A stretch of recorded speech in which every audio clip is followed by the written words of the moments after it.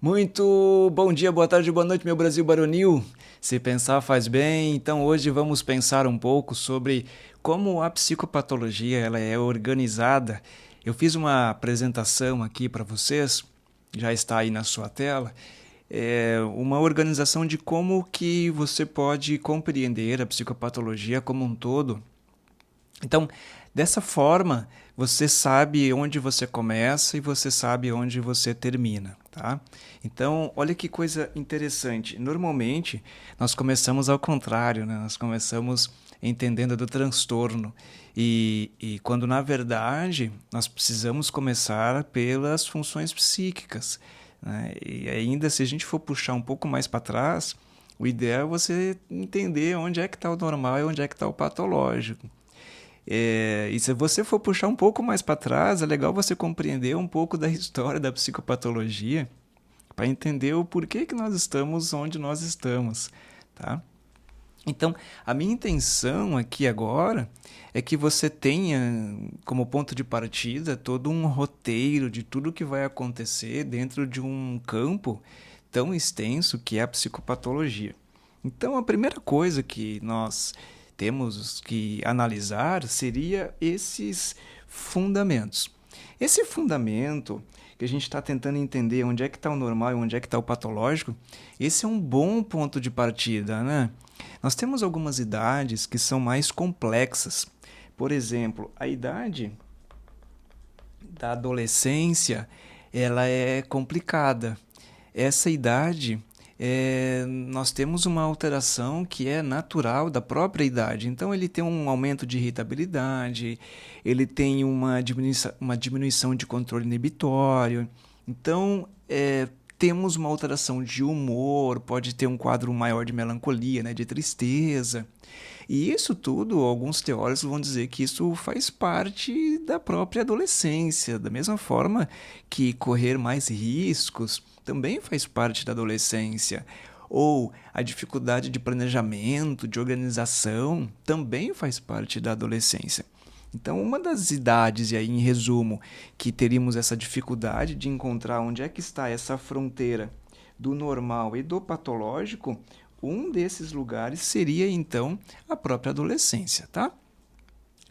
É, uma das ideias que eu acho que a gente pode colocar assim como um ponto de partida, eu acho que talvez o ponto principal é esse aqui, ó, é o prejuízo funcional e esse outro que é o sofrimento psíquico, né? Todas as vezes que você estiver pensando em um transtorno mental, lembre-se, existe prejuízo, existe sofrimento. Então, esses dois pontos são pontos fundamentais para a nossa compreensão. E isso nós estamos no número 1, nos fundamentos, tá? Logo depois que você compreende os fundamentos da psicopatologia, nós vamos já tentar entender um pouco da semiologia. A semiologia nada mais é de que um conjunto, né, de sinais e de sintomas. Deixa eu tentar deixar um pouco maior para você ver melhor. Aí tá. Esse esse mapa mental ele está embaixo aqui da aula, então você pode baixar ele aí é, para o seu celular. Eu vou deixar também assim, ó, eu vou deixar um rabiscado e vou deixar um limpo para que você possa também depois fazer impressão e quiser rabiscar, quiser assistir a aula novamente. Estudo dos sinais e dos sintomas. Nós vamos ter uma aula aí logo em seguida que fala sobre sinais e sintomas. Isso é muito importante porque é isso que vai nos dar fundamento, é isso que é material clínico para chegar em uma síndrome e depois chegar em uma hipótese diagnóstica e depois chegar em um diagnóstico. Então, se você não consegue levantar sinais e sintomas, nós não vamos conseguir chegar na síndrome e assim por diante. Tá? Então, esses sintomas que nós estamos falando, nós estamos entendendo então que são as alterações das funções psíquicas. E aqui nós temos uma lista de algumas das funções psíquicas. Uma delas é a consciência. Consciência é a capacidade que nós temos de compreender se o seu paciente ele está acordado, se ele está em alerta, se ele está vigil, ou se ele está em um quadro de rebaixamento de consciência, como obnubilação, torpor, sopor, e segue a nossa lista, tá? Aí nós temos o campo da atenção, para a gente entender se esse sujeito consegue direcionar conscientemente para um objeto específico, se ele consegue manter a atenção. Nós temos a senso-percepção.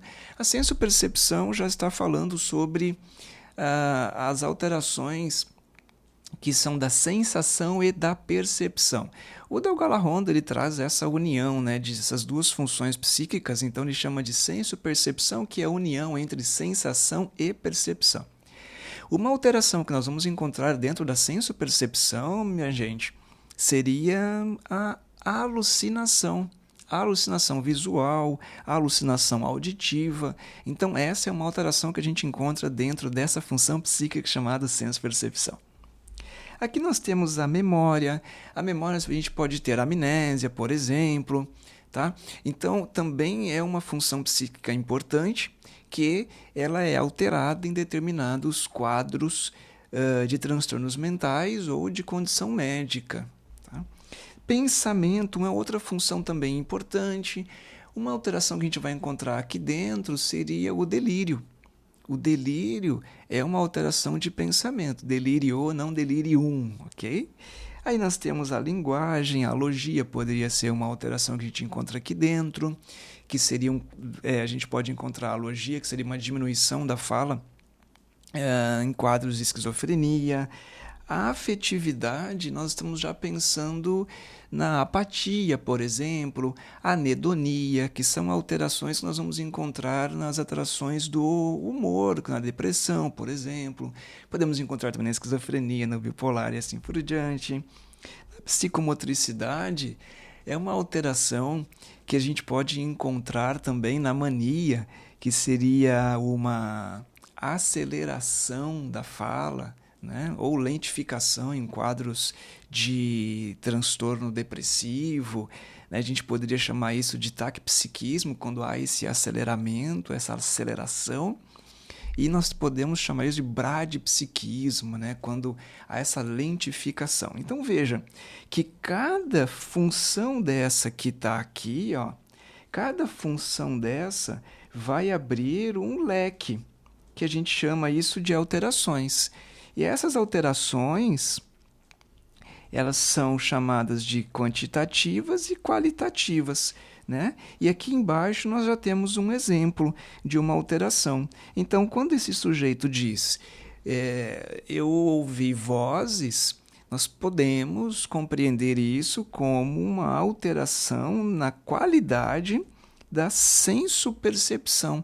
Qual é a função psíquica? Senso-percepção, tá?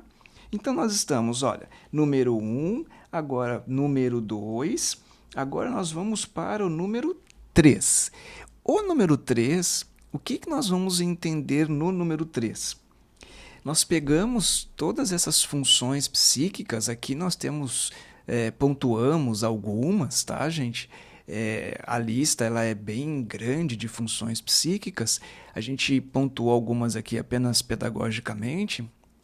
Então, o exame do estado mental é a avaliação dessa função psíquica. Então, eu estou avaliando a aparência, se as unhas estão feitas, se o cabelo está cortado, se está arrumado, se o paciente está limpo, se a roupa está limpa, se a roupa está suja. Grau de consciência, capacidade de atenção de manter.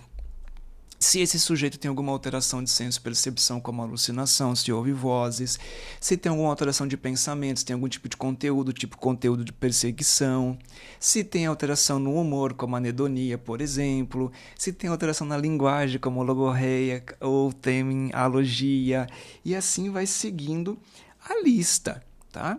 Então, eu estou indo até um pouco rápido, que é apenas para você compreender como que é feito toda essa estrutura da psicopatologia, até chegar lá no diagnóstico. Então, nesse momento, nós estamos no exame do estado mental. Quando que você faz esse exame do estado mental? Quando você está na entrevista clínica.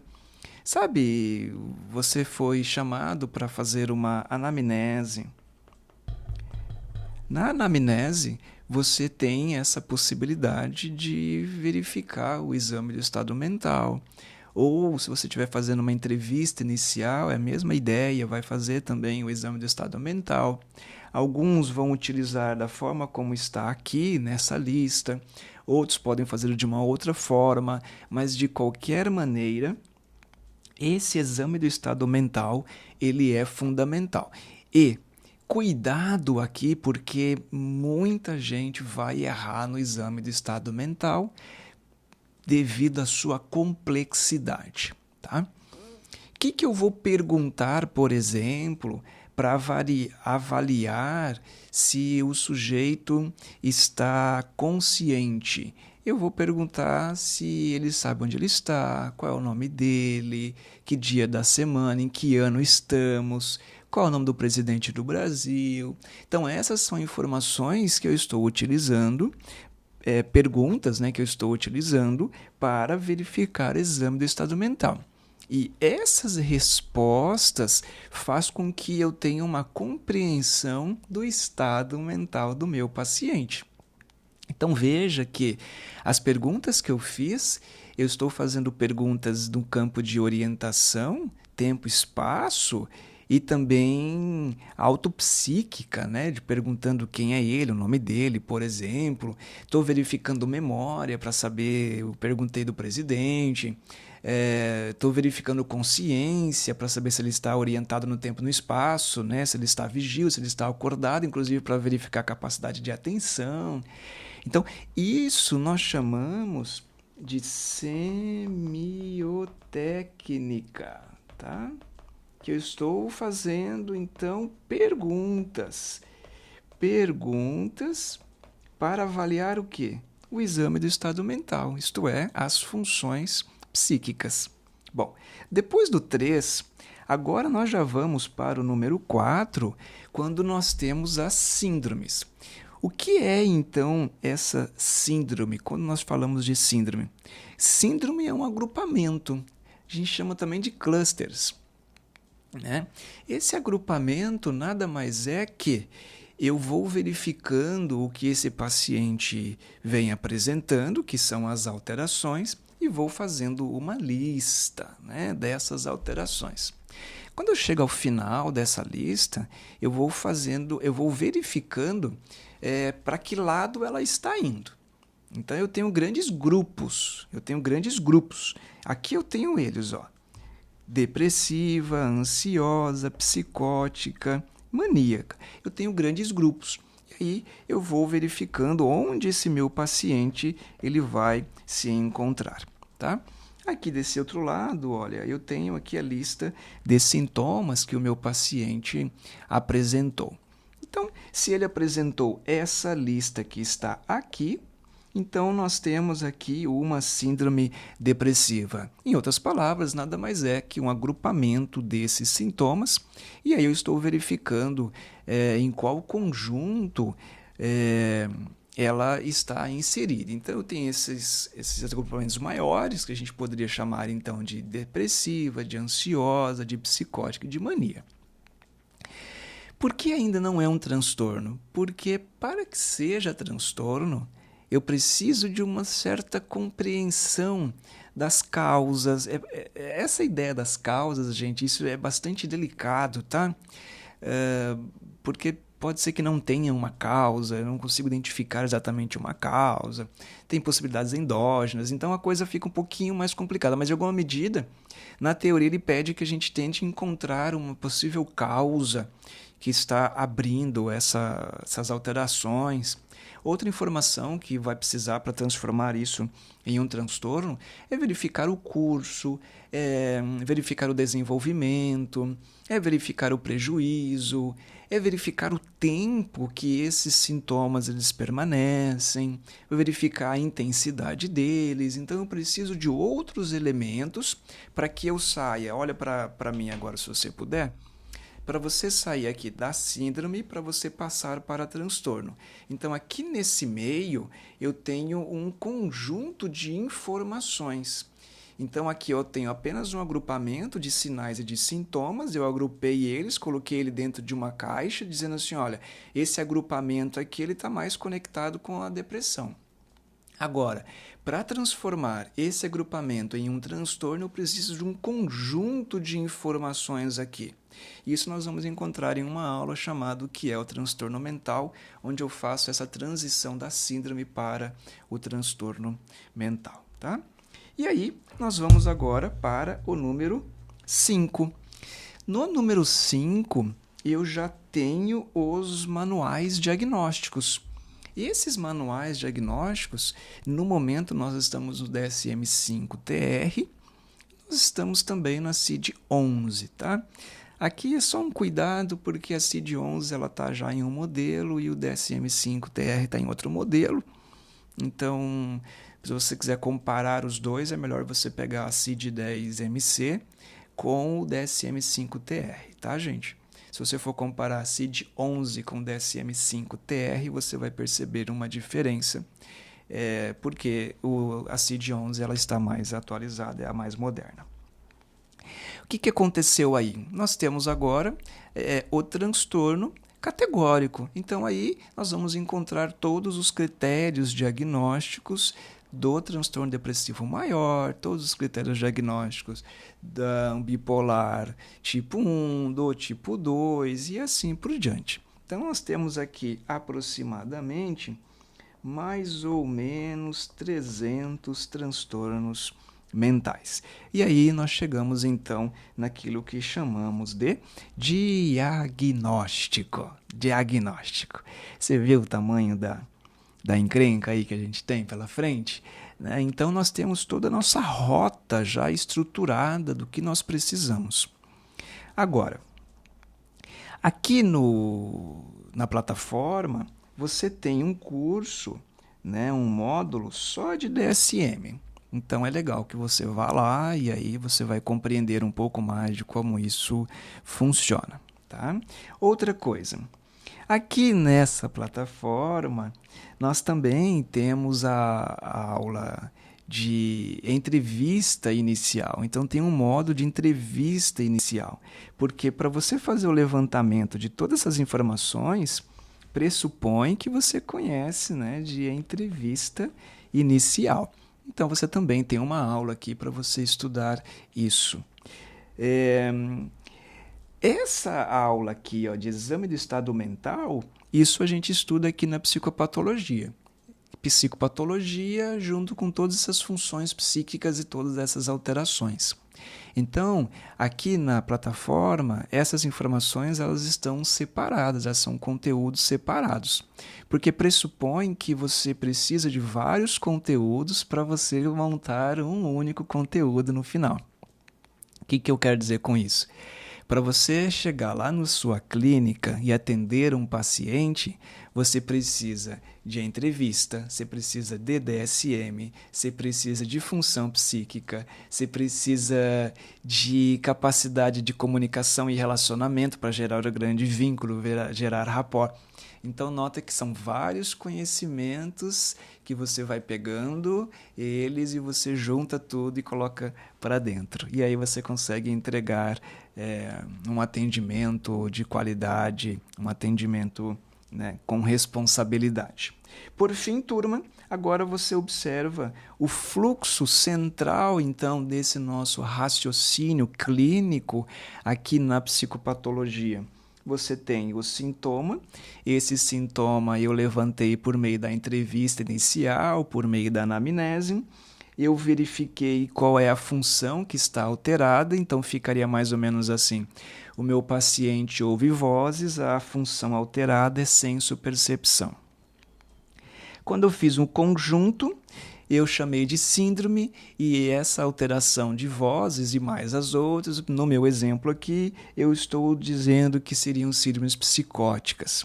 E depois eu avanço mais um pouquinho e aí eu vou chamar isso depois de esquizofrenia, porque eu avaliei o tempo, eu avaliei prejuízo, eu avaliei o curso, avaliei o desenvolvimento, claro que eu avaliei as outras funções psíquicas. eu verifiquei se abriu surto, eu verifiquei sinais prodrômicos, né? Eu verifiquei precipitante, verifiquei predisponente, e aí então eu cheguei na esquizofrenia. E onde eu vou encontrar a esquizofrenia? Lá no DSM. E assim a gente fecha todo o nosso conteúdo, né, de psicopatologia. Eu espero que você tenha gostado dessa informação nesse modelo. Lembre-se que está aqui embaixo, é só você baixar e ir acompanhando aí pelo seu material, pelo seu mobile, pelo seu computador. Um grande abraço, um beijo no coração. Tchau, obrigado.